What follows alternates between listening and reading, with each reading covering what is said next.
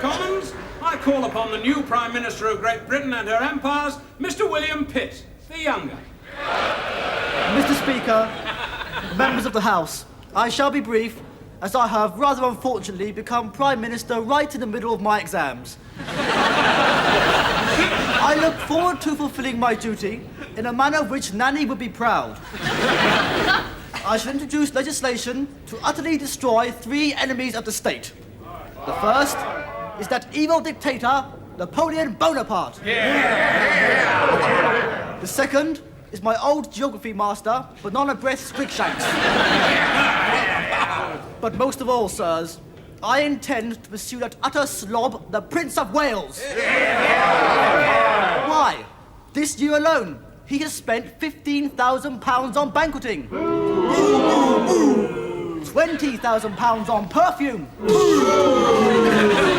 And most astonishingly of all, an astonishing £59,000 on socks. Therefore, my 3 main policy priorities are: 1, war with France.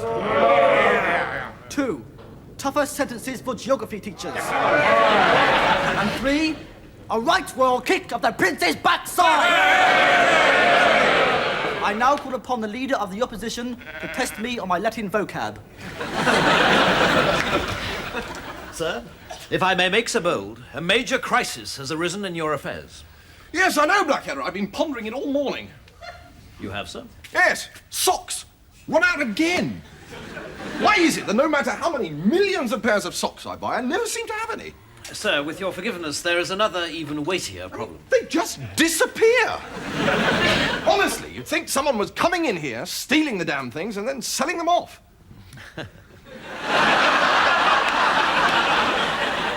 Impossible, sir. Only you and I have access to your socks. Yes, you're right. Still, for me, socks are like sex. Tons of it about, and I never seem to get any. Sir, if I may return to this very urgent matter, I read fearful news in this morning's paper. Oh, no. Not another little cat caught up in a tree. No, sir. There is a vote afoot in the new Parliament to strike you from the civil list. Well, yes, but what are they going to do about my socks? Sir, if this bill goes through, you won't have any socks. Well, I haven't got any socks at the moment. Or trousers, shirts, waistcoats, or pantaloons. They're going to bankrupt you. They can't do that. Why, the public love me. Only the other day I was out in the street and they sang, "We hail Prince George! We hail Prince George!" We hate Prince George. We hate Prince George. Enter. Dr. Johnson, Your Highness. Ah, Dr. Johnson. Damn cold day. Indeed it is, sir, but a very fine one. For I celebrated last night the encyclopedic implementation of my premeditated orchestration of demotic Anglo-Saxon. No, didn't catch any of that. Well, I simply observed, sir, that I'm felicitous, since during the course of the penultimate solar sojourn, I terminated my uninterrupted categorization of the vocabulary of our post-Norman tongue. Well, I don't know what you're talking about, but it sounds damn saucy, you lucky thing. I know some fairly liberal-minded girls, but I've never penultimated any of them in that solar sojourn. Or for that matter, been given any Norman tongue. I believe, sir, that the doctor is trying to tell you that he is happy because he has finished his book. It has apparently taken him 10 years. Yes, well, I'm a slow reader myself. Here it is, sir, the very cornerstone of English scholarship. This book, sir, contains every word in our beloved language. Every single one, sir? Every single word, sir. Oh, well, in that case, sir, I hope you will not object if I also offer the doctor my most enthusiastic contrafibularities. Contrafibularities, sir? It is a common word down our way. Oh, I'm sorry, sir. I'm anaspeptic, phrasmotic, even compunctious to have caused you such pericombobulation. Baldrick, what have you done? I've done C and D. Right, let's have it then. Right. Big blue wobbly thing that mermaids live in. C. Yes. Tiny tiny misunderstanding. Still, my hopes weren't high. Oh, and what about D? I'm quite pleased with dog. Yes, and your definition of dog is? Not a cat. Excellent. Excellent. Your Highness, may I have a word? Certainly. As you know, sir, it has always been my intention to stay with you until you had a strapping son, and I one likewise, to take over the burdens of my duties. That's right, Blackadder, and I thank you for it. But I'm afraid, sir, that there's been a change of plan. I'm off to the kitchen to hack my head off with a big knife. Oh, come on, Blackadder! It's only a book. Let's just damn the fellow's eyes, strip the breeches from his backside, and warm his heels to Putney Bridge. Hurrah! Sir, these are not the days of Alfred the Great. You can't just lop someone's head off and blame it on the Vikings. Can't I, my God? No. Oh, well, all right, then let's just get on with it. I mean, boil my brains. It's only a dictionary. No one's asked us to eat 10 raw pigs for breakfast. Good Lord, I mean, we're British, aren't we? You're not, you're German. Get me some coffee, Baldric. If I fall asleep before Monday, we're doomed. Mr. Blackadder, time to wake up. What time is it? Monday morning. Monday morning? Oh, my God, I've overslept. Where's the quill? Where's the parchment? I don't know. Maybe Dr. Johnson's got some with him. What? He's outside. Ow! Are you ill, sir? No, you can't have it.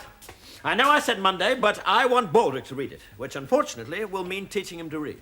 Which will take about 10 years. But time well spent, I think, because it's such a very good dictionary. I don't think so. Oh, God, we've been burgled! I think it's an awful dictionary, full of feeble definitions and ridiculous verbiage. I've come to ask you to chuck the damn thing in the fire. Are you sure? I've never been more sure of anything in my life, sir. I love you, Dr. Johnson, and I want to have your babies. Sorry, excuse me, Dr. Johnson, but my Auntie Marjorie's just arrived.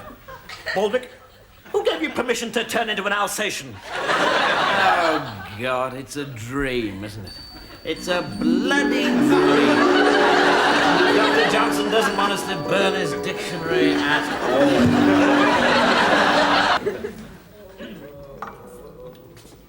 Yes, well, obviously it hasn't really got going yet. I think that's a bit of an understatement, Frou-Frou. I've been at autopsies with more party atmosphere. Don't worry, in a moment we will hear the sound of music and happy laughter.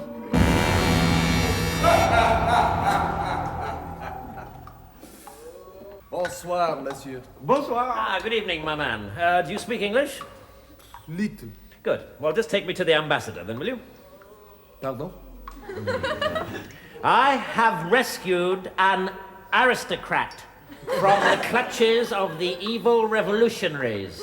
Please take me to the ambassador.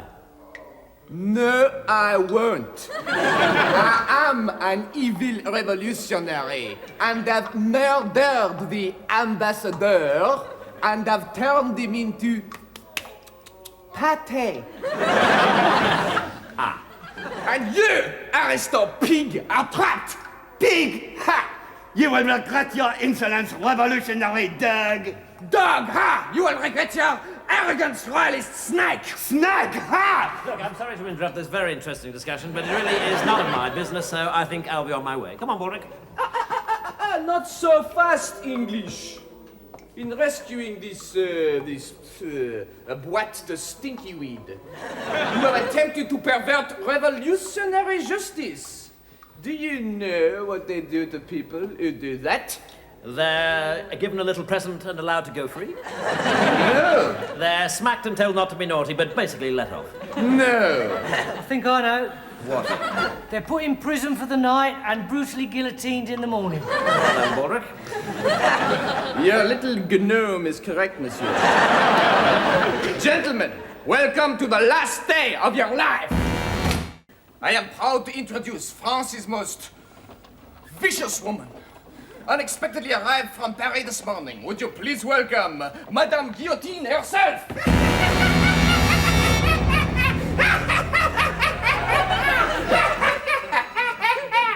Are these the English pigs? Yes, that's us. Leave them with me, Monsieur Ambassador. I intend to torture them in a manner so unbearably gruesome revolution, even you will not be able to stand it. I don't think I will have a problem, madam. No, you will be sick. What if I stay for the first few minutes and then I leave if I'm feeling queasy? No, you will be sick immediately. What if I'm sick quietly in a bag? I mean, what is in your mind?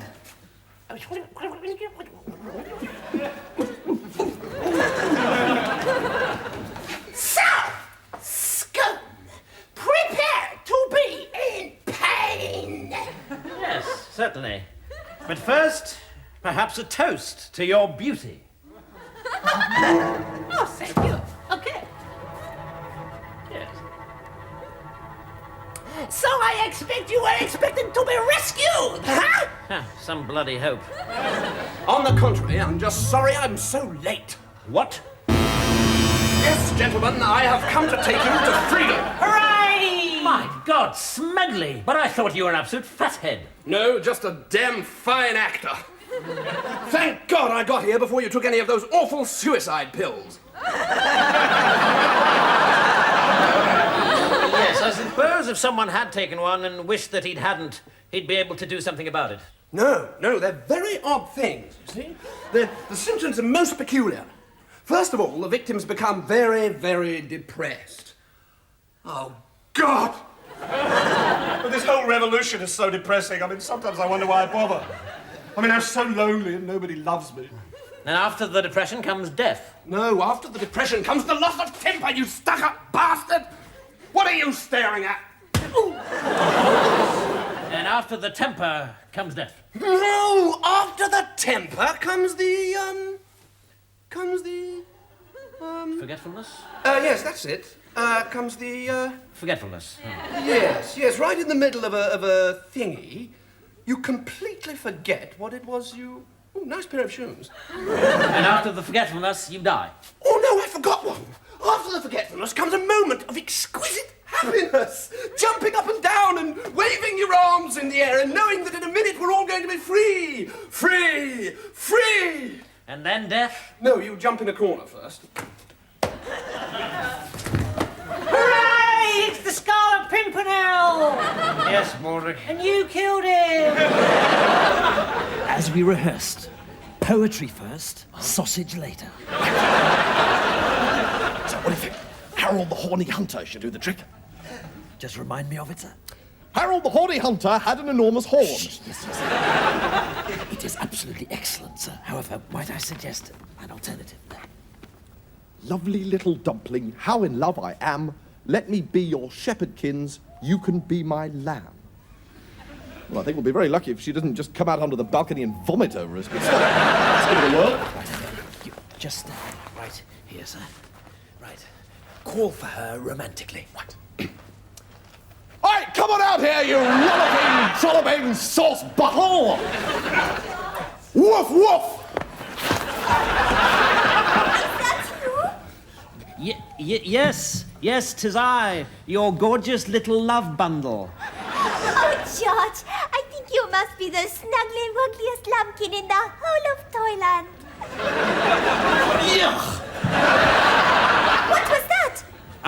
Nothing. There was just a little fly in my throaty. Yuck, yuck. Do you want a hanky-wanky to got the flemmy-wemmy woo-woo into? Whoa, crikey! What is that? Is there someone else down there with you? No, it was just the wind whistling through the trees and making a noise that sounded like... Oh, joy! Then come, Prince Cuddly Kitten. Climb up my ivy. Sausage time! There is someone down there with you.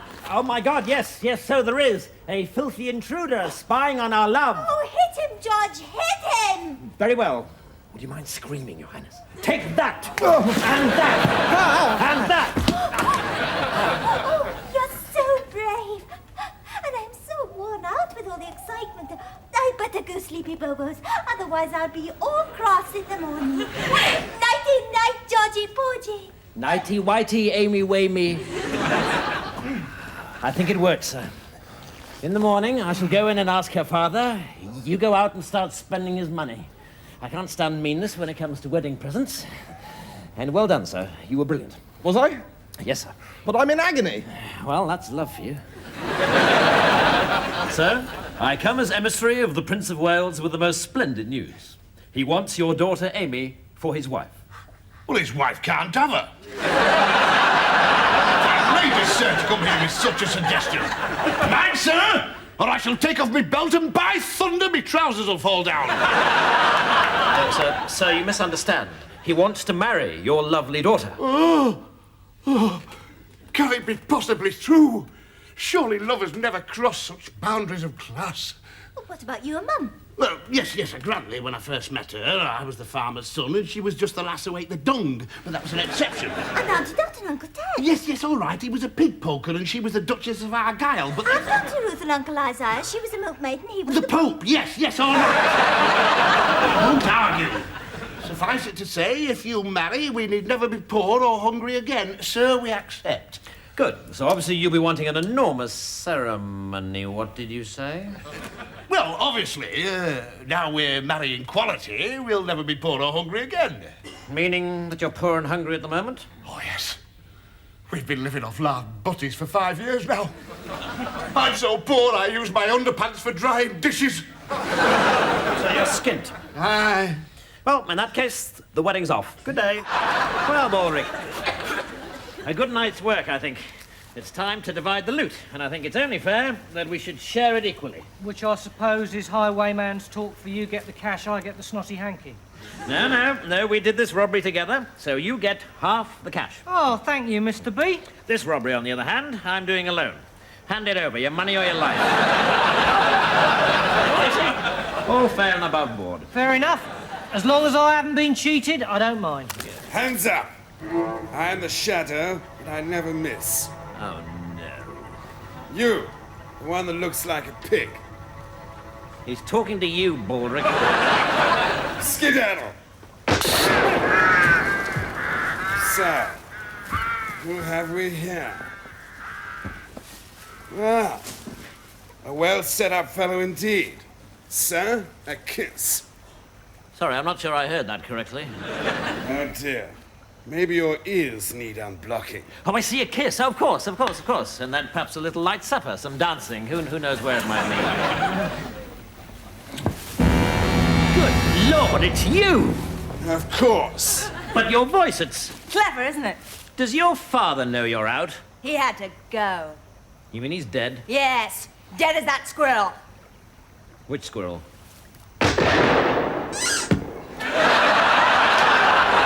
Oh, that squirrel. Of course. You killed him for ruining your chances of marrying Prince George. I despise the prince. Don't you know it's you I want? I want a real man. A man who can sew on a button. A man who knows where the towels are kept. And yes, I crave your fabulous, sinewy body. Well, you're only human. Here's the plan, Brown Eyes. You rob the prince of everything he's got, right down to the clothes he's standing in. I'll get my stash and meet you here, and then we'll run away to the West Indies. Well, I don't know. I'll have to think about it. I've thought about it. It's a brilliant plan. I'll see you here tomorrow. Right, I'm off. Oh, sir, but what about the danger? Look, the reward's going up day by day. Ha! I laugh in the face of danger. I drop ice cubes down the vest of fear. Things couldn't be better, Baldric. She'll get me abroad and make me rich. Then I'll probably drop her and get 200 concubines to share my bed. Won't they be rather prickly?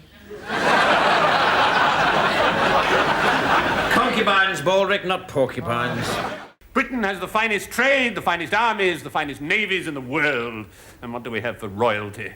A mad kraut sausage sucker and a son who can't keep his own sausage to himself. The sooner you're dead, the better. You're very kind. Now, you're no doubt anxious to catch up with the latest news of the war. I have here the most recent briefs from my general in the field. Yes, well, if you could just pop them in the laundry basket on the way out. Tea? Yes, immediately. Now, let's turn to the second front, my lord. Ah, yes. Now, as I understand it, Napoleon is in North Africa, and Nelson is stationed in... Alaska, your highness. In case Boney should try and trick us by coming via the North Pole. Yes, perhaps a preferable stratagem, Your Grace, might be to harry him amidships as he leaves the Mediterranean. Trafalgar might be quite a good... Trafalgar? Well, I'll mention it to Nelson. I must say I'm beginning to regret the necessity of killing you, Your Highness. I've been told by everybody that the Prince was a confounded moron. No. Oh, Helen Buckshot, here's that tiresome servant of yours again. Oh, budge up. How dare you sit, sir, in the presence of your betters? Get up! Oh, Christ, yes, I forgot. You speak when you're spoken to! Unless you'd rather be flayed across a gun carriage? Well... Sir, I fear you have been too long a soldier. We no longer treat servants that way in London society. Why, I hardly touched the man. I think you hit him very hard. Nonsense! That would have been a hard hit. I just hit him like that. No, sir. A soft hit would be like this. Whereas you hit him like this.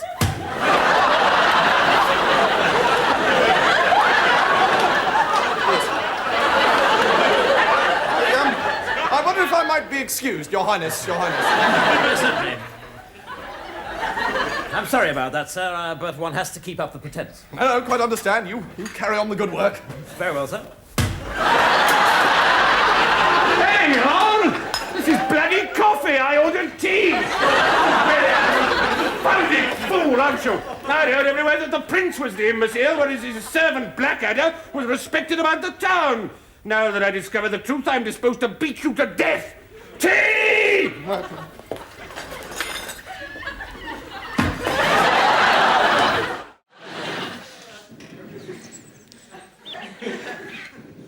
No, don't stop, sir. It's coming. It's definitely coming. I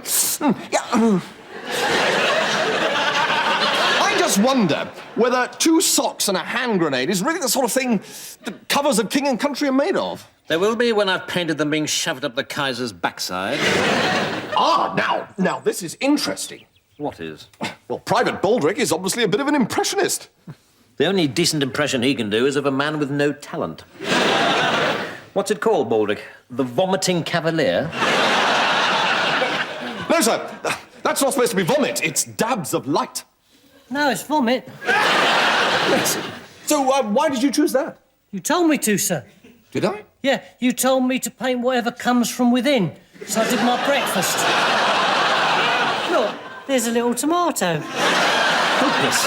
If only I'd paid attention in nursery art class instead of spending my entire time manufacturing papier-mâché willies to frighten Sarah Wallace. You know, it's funny, but painting was the only thing I was ever any good at. Well, it's a pity you didn't keep it up. Well, as a matter of fact, I did, actually. I mean, normally, of course, I wouldn't show them to anyone because they're just embarrassing daubs, really. But, you know, they give me pleasure.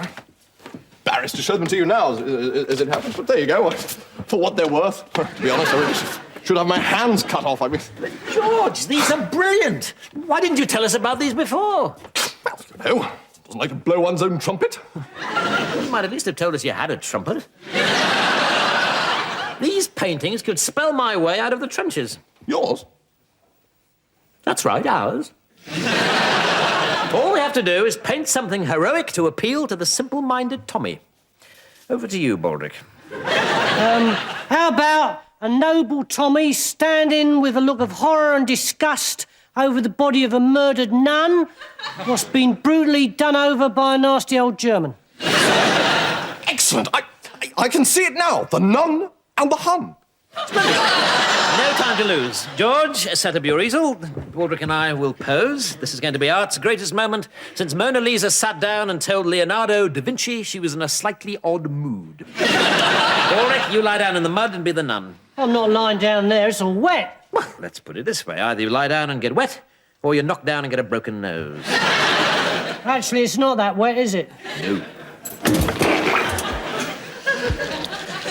What are you going to be then, sir? The noble Tommy? Precisely. Standing over the body of the ravaged nun. I want a wimple. Well, you should have gone before we started the picture.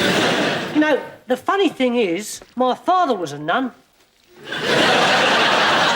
No, he wasn't. He was so, sir. I know, because whenever he was up in court and the judge used to say occupation, he'd say none. Right, you ready? Oh, just about, sir, yes. If you'd just like to pop your clothes on the stool. I'm sorry? Just pop your clothes on the stool over there. You mean you want me tackle out?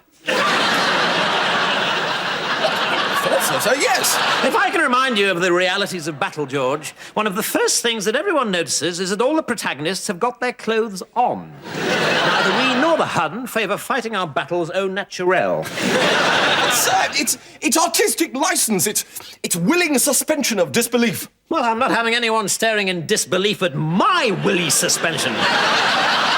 Now get on and paint the bloody thing sharpish.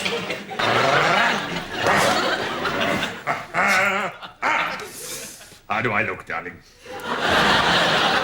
Girl bait, sir. Pure bloody girl bait. Moustache? Bushy enough? Like a privet head, sir. Good, because I want to catch a particularly beautiful creature in this bush tonight. I'm sure you'll be combing women out of your moustache for a week, sir. God, it's a spankingly beautiful world, and tonight's my night. I know exactly what I'll say to her. Darling. Yes, sir? I don't know, sir. Well, don't butt in. Sorry, sir. I want to make you happy, darling. Well, that's very kind of you, sir. Will you kindly stop interrupting? If you don't listen, how can you tell me what you think? I want to make you happy, darling. I want to build a nest for your 10 tiny toes. I want to cover every inch of your gorgeous body in pepper and then sneeze all over you. Really, sir? I must protest. What is the matter with you, darling? Well, it's just all so sudden, sir. I mean, the nest bit's fine, but the pepper business is definitely out. How dare you tell me how I may or may not treat my beloved Georgina? Georgina? Yes, I'm working out what I want to say to her this evening. Oh, yes, of course. Thank God. All right? Yes, sir, listening, sir. Honestly, darling, you really are the most graceless, dim-witted bumpkin I ever met. I don't think you should say that to us. Where the hell's that George? It's 3 o'clock in the morning. He should be careful wandering around the trench at night with nothing to protect his honour but a cricket box. Hello, Captain. About time. Where the hell have you been? Oh, I don't know. It's all been like a dream, my very first ball. The music, the dancing, the champagne. My mind is a mad whirl of half-whispered conversations with the promise of indiscretion ever hanging in the air. Did that old stoat Melcher try for a snog behind the fruit cup? Certainly not. General behaved like a perfect gentleman. We tired the moon with our talking about everything and nothing. The war, marriage, proposed changes to the LBW rule. Melcher isn't married, is he? No, all his life he's been waiting to meet the perfect woman. And then at last, tonight, he did. Some poor unfortunate had old walrus face dribbling in her ear all evening, did she? Well, yes, as a matter of fact, I did have to drape a napkin over my shoulder, yes. George, are you trying to tell me that you are the General's perfect woman? Well, yes, I rather think I am. Well, thank God the horny old blighter didn't ask you to marry him. You did? Well, how did you get out of that one? Well, to be honest, sir, I'm not absolutely certain that I did. What? Well, you can't understand what it was like, sir. You know, the candles, the music, the huge moustache. I don't know what came over me. You said yes? Oh, after all, sir, he is a general. I didn't really feel I could refuse. He might have had me court-martialed. Whereas, on the other hand, of course, he's going to give you the Victoria Cross when he lifts up your frock on the wedding night and finds himself looking at the last turkey in the shop. Yes, I know it's a mess, sir, but you see, he got me squiffy, and then when he looked into my eyes and said, "Chipmunk, I love you." Chipmunk?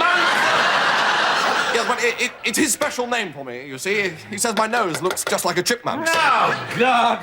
We're in serious trouble here. If the General ever finds out that gorgeous Georgina is in fact a strapping 6-footer from the rough end of the trench, it could precipitate the fastest execution since someone said, "This Guy Fawkes bloke, do we let him off or what?"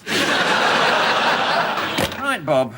The second half starts with Corporal Smith and Johnson as the 3 silly twerps. All right, sir. The big joke being there's only 2 of them. I love that. That always cracks me up, sir. Followed by Baldrick's impersonation of Charlie Chaplin.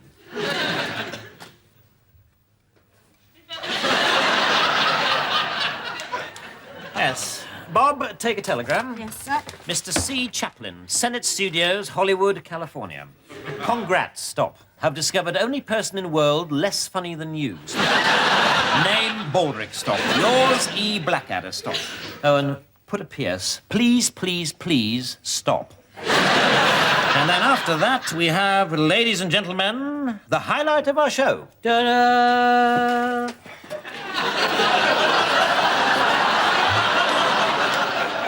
I feel fantastic. Gorgeous Georgina, the traditional soldier's drag act. You look absolutely lovely, sir. Baldrick, you are either lying, blind, or mad. The lieutenant looks like all soldiers look on these occasions, about as feminine as W.G. Grace. What are you going to give him, George? Well, I thought one or two cheeky gags, followed by she was only the ironmonger's daughter, but she knew a surprising amount about fish as well. Inspired. Well, at least you made an effort with the dress. What about your costume, Baldrick? I'm in it, sir. I see. So your Charlie Chaplin costume consists of that hat. Yes, sir. Except that in this box, I have a dead slug as a brilliant false moustache. Yes, only quite brilliant, I fear. How, for instance, are you to attach it to your face? Well, I was hoping to persuade the slug to cling on, sir. Baldrick, the slug is dead. If it failed to cling on to life, I see no reason why it should wish to cling on to your upper lip. Baldrick, come on. Slugs are always a problem. What you've got to do is screw your face up like this, you see? And then you can clamp it between your top lip and your nose. What? Like this, sir? That's it, that's splendid. Right. Sir, there's a visitor to see you. Good Lord, Mr. Chaplin. This is indeed an honour. Why, it calls for some sort of celebration. Baldrick! Sir, that is extraordinary because you see, this isn't Chaplin at all. This is Baldrick. Yes! It's me, sir! I know. I was, in fact, being sarcastic. Oh, I see. Everything goes above your head, doesn't it, George? You should go to Jamaica and become a limbo dancer.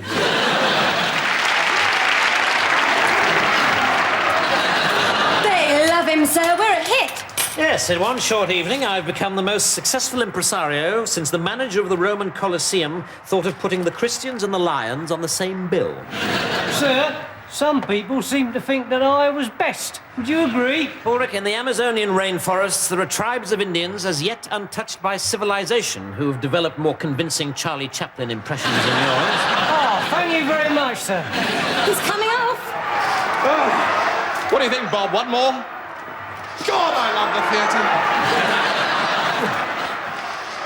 theatre. It's in my blood and in my soul. Baldrick, put those in some water, will you? Yes, sir. Oh. Ha! Eat knuckle, Fritz!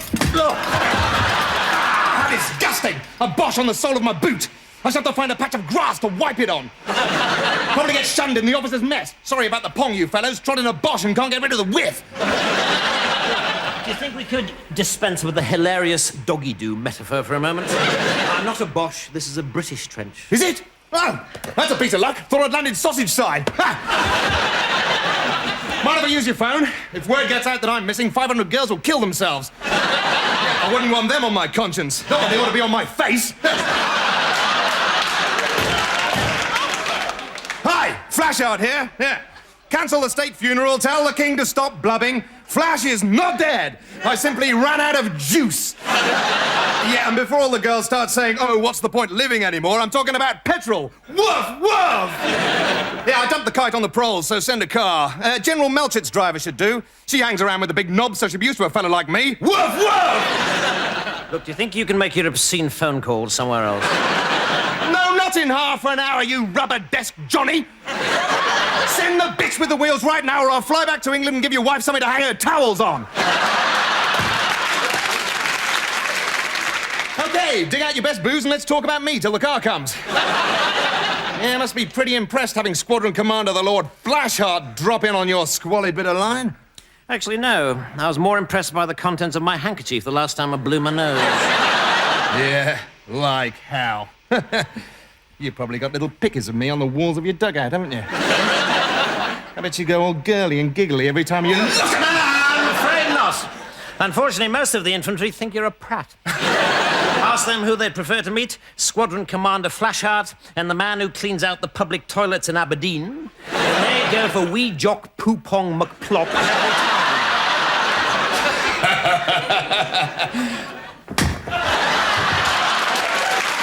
So when that fellow looped the loop, I honestly thought that... My God! Yes, I suppose I am. Lord Flashheart, this is the greatest honour of my life. I hope I snuff it right now to preserve this moment forever. It could be arranged. Lord Flashheart, I want to learn to write so I can send a letter home about this golden moment. So all the fellas hate me, eh? Not a bit of it. I'm your bloody hero, eh, old scout? Jesus. Now, Lord, I've got every cigarette card they ever printed of you. My whole family took up smoking just so that we could get the whole set. My grandmother smoked herself to death so we could afford the album. Of course she did. Of course she did, the poor love-crazed old octogenarian. Well, all right, you fellas. Let's sit us down and yarn about how amazingly attractive I am. Yes, would you excuse me for a moment? I've got some urgent business. There's a bucket outside I've got to be sickened to. All right, you chaps, let's get comfy. You look like a decent British bloke. I'll park the old booties on you, if that's okay. It would be an honour, my lord. Of course it would. Have you any idea what it's like to have the wind rushing through your hair? No, sir? He has. Lucky devil. But now, forgive me. I must take to the skies once again. Very funny. The noble Lord Flashheart still eludes me. I think you'll find he's overrated. Bad breath and impotent, they say. Sexual innuendo! But enough of this. As you say in England, I must fly. Perhaps I will master this humor after all, yeah? I wouldn't be too optimistic. He's a little fella. If you get lonely in the night, I'm in the old chateau. There's no pressure. Pratful! Is it really true, sir? Is the war really over for us? Yep, out of the war and teaching nuns how to boil eggs. For us, the Great War is finito. A war that would be a damn sight simpler if we just stayed in England and shot 50,000 of our men a week. No more mud, death, rats, bombs, shrapnel, whiz-bangs, barbed wire, and those bloody awful songs that have the word whoops in the title. Oh, damn, he's left the door open. Oh, good, we can escape, sir. Are you mad, Baldrick? I'll find someone to lock it for us. Shush, TV! Mum's the word, not half or what? Sir, why did you just slam the door on Lieutenant George? I can't believe it. Go away! It's me! Well, what the hell are you doing here? Oh, never mind the hows and the whys and the do you mind if I don't? Take a simple man to get in here. Well, it's funny you should say that because, as it happens, I did have some help from a rather spiffing bloke. He's taken a break from some crucial top-level shagging. It's me! Hooray!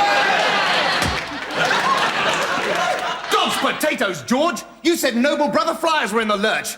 If I'd known you meant old Slack Bladder and the Mound of the Hound of the Baskervilles, I'd probably let them stew in their own juice. And let me tell you, if I ever tried that, I'd probably drown. Still, since I'm here, I may as well do it! As the Bishop said to the netball team. Come on, chums!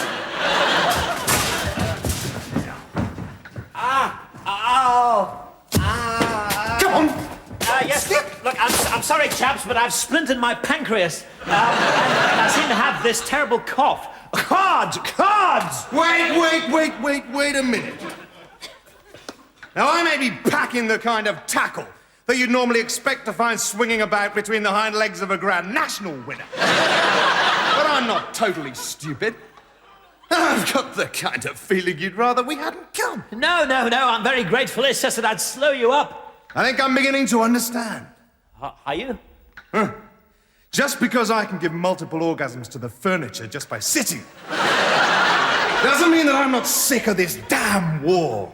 The blood, the noise, the endless poetry. Is that really what you think, Flashard? Of course it's not what I think. Now get out that door before I redecorate that wall in an interesting new colour called Hint of Brain. Excellent. Well, that's clear. Let's get back to that lovely war, then. Woof! Woof! Mark! Fast, Blackadder. Oh, damn. Foiled again. What bad luck. And the Lord Flashard. This is indeed an honor. Finally, the two greatest gentlemen flyers in the world meet.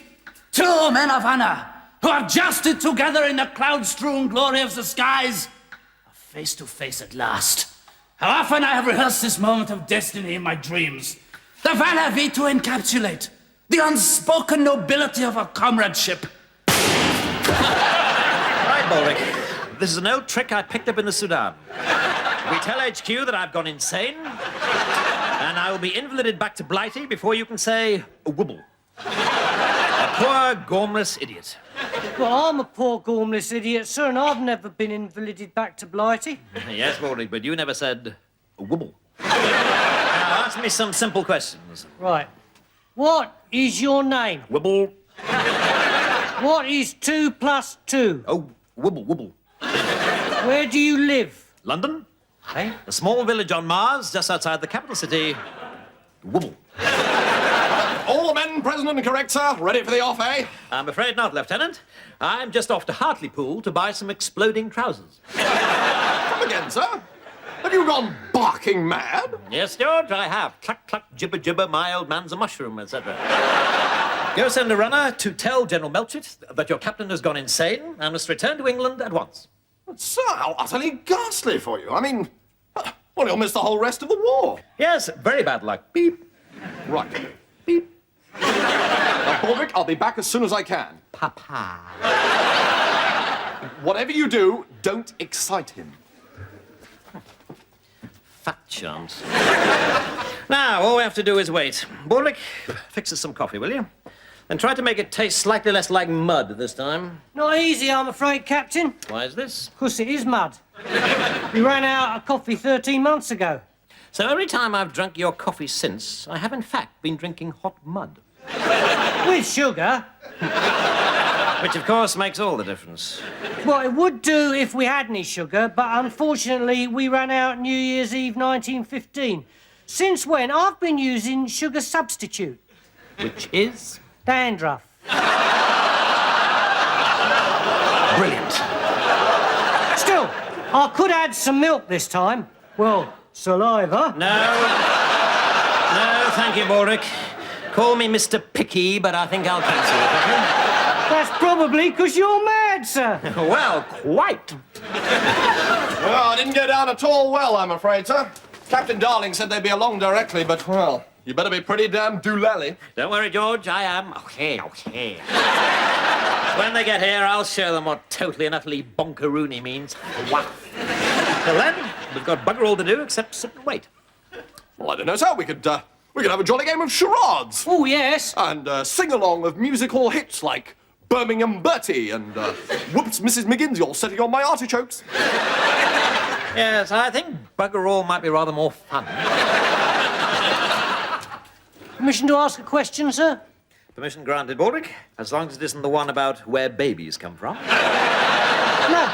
The thing is, the way I see it, these days there's a war on, right? And ages ago there wasn't a war on, right? So there must have been a moment when there not being a war on went away, right? And there being a war on came along. So what I want to know is, how did we get from the one case of affairs to the other case of affairs? Do you mean, how did the war start? Yeah. The war started because of the vile Hun and his villainous empire building. George, the British Empire at present covers a quarter of the globe, while the German Empire consists of a small sausage factory in Tanganyika. I hardly think that we can be entirely absolved from blame on the imperialistic front. Oh, no. No, sir. Absolutely not. Mad as a bicycle. Sir. Captain Darling. Captain Blackadder. Here to join us for the last waltz? Yes. Tired of folding the General's pyjamas. Well, this is splendid comradely news. Together we'll fight for king and country and be sucking sausages in Berlin by tea time. Yes, I hope their cafes are well stocked. Everyone seems determined to eat out the moment they arrive. Really, this is brave, splendid, and noble. Sir? Yes, Lieutenant? I'm scared, sir. I'm scared too, sir. I mean, I'm the last of the tiddly-winking leapfroggers from the golden summer of 1914. I don't want to die. Really, not over keen on dying at all, sir. How are you feeling, darling? Not all that good, Blackadder. Rather hoped I'd get through the whole show. Go back to work at Pratt & Sons. Keep wicket for the Croydon gentleman. Married Doris. Made a note in my diary on the way here. Simply says, bugger. Well, quite. Come on, let's move. Fix bayonets! Don't forget your stick, Lieutenant. Rather, sir. Wouldn't want to face a machine gun without this.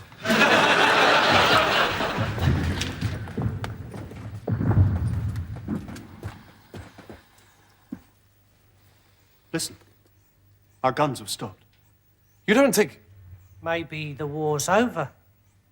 Maybe it's peace. Oh, hurrah! The big knobs have got round the table and yanked the iron out of the fire. Thank God. We lived through it. The Great War, 1914 to 1917. Hip, hip, hooray! I'm afraid not.